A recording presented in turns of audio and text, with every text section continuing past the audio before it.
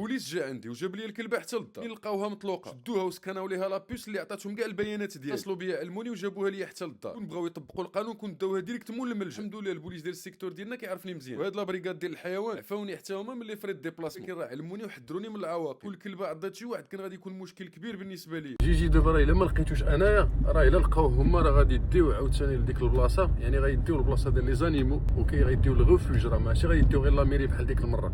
الملجا ديال الحيوانات ونمشي نهزو من الملجا وغادي يحسبوا عليا لي فريد كارديناج ديال كل نهار نعس تما، وصا ديبون. دابا راه غادي نشوف، خصني المهم نلقاه. جيجي كنت نخلص لي فخي الدنيا هانيه، المهم غير يرجع ليا جيجي. دابا المشكله هو اني لا طاح في شي واحد ويديه صاحبي، يديه يبغي يقصيه ولا هذا 100% الا لقى شي فرنساوي غادي يعيط للبوليس يجيبوا لا بريغاد انيماليه. كل ساعه كدوز كنزيد نستريس. المهم جيت حتى للمجال الحضاري، حيت بحال والو يكون تبع هاد لو رويسو اللي دايز في الارض ديالي، يعني الا تبعوا راه يجيبوا حتى لهنا. وهاد البلاصه بالضبط هي اللي نعتوها لي البوليس منين هزوا بام. على حساب ما عاودوا لي بلغات عليها واحد السيده حتى هي عندها كلب. خافت في الاول، ومنين جاو البوليس هي اللي قالت لهم راه الكلبه ظريفه، عطاتها لي فريونديز وبقات كتلعب مع الكلب ديالها. عرفتي جيت عيان مسخسخ بالطريق اللي ديجا هي سي اون ديسيبسيون. بعدا اون ديسيبسيون لحقاش ضربت التراجي طويل على والو هكا باش غادي نلخصوا لك. ما بغيتش نعطيهم ديتاي فاميليير، خصها ليك ما كاينش غير الربح، كاين حتى الخساره. الحمد لله على كل حال. ولكن من جهه الحيوانات صافي الحال، حيت ماشي الذنب ديال هاد الحيوانات مساكين، انا اللي مسؤول عليهم. فاش ما كنكونش راه كتجي عائلتي كل نهار كتهلا فيهم. المهم ما خليت بلاصه وحتى في الغابه ديالي هنا قلت حتى بحال والو ملي يخرجوا راه سرحوا مع الطريق هذه اللي مقابله مع الارض ديالي، بعتها حتى الاخر والو. المهم راني داير بالي مع التليفون اللي يعيطوا البوليس عاوتاني، وعلمت كاع الناس اللي كنعرفهم في السيكتور.